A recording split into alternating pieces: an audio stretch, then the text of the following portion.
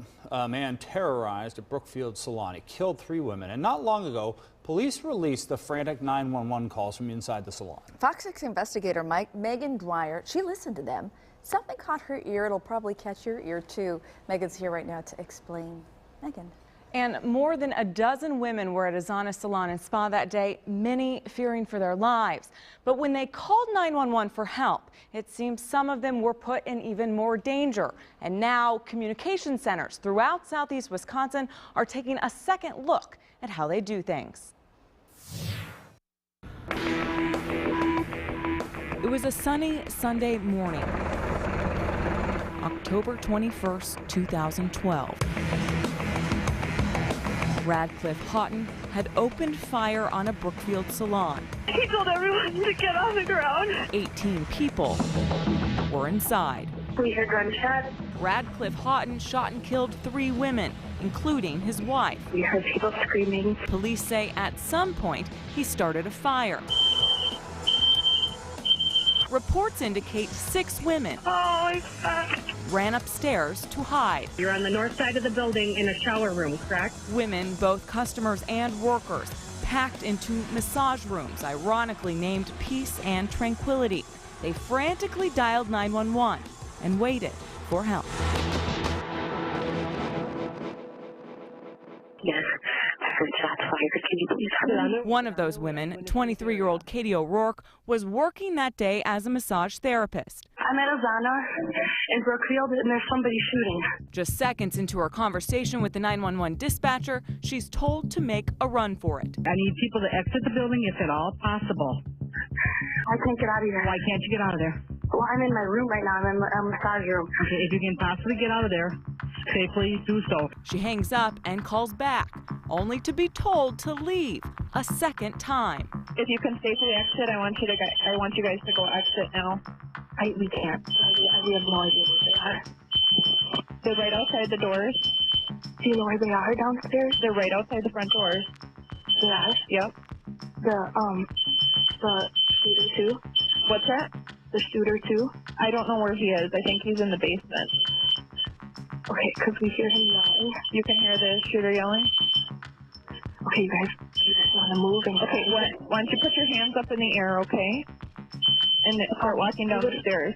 We would rather stay here. Right down the hall, another woman gets very different advice. I don't want you to move, okay? Stay where you're at. We don't know where he is. So you need to stay where you're at in the bathroom. Should you stay or should you go? And should you trust the person on the other end of the line with your life? As dispatchers, we are human. We're not a computer. We are trying to make the best decision based on what we have. And if the dispatcher was telling her to do that, it was based on information that she had at the moment. Christine Bannister supervises Waukesha County's 911 dispatch center. 911, what's the location of your emergency? She admits the information that day was coming in quickly.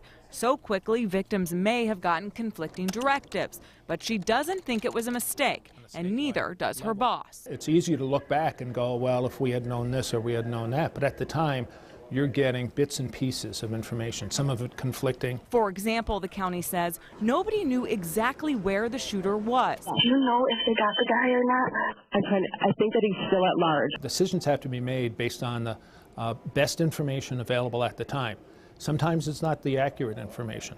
Katie O'Rourke, the massage therapist told to leave, says the direction she got still haunt her. Why are they still coming? She didn't want to go on camera, saying she feels like it's still too soon.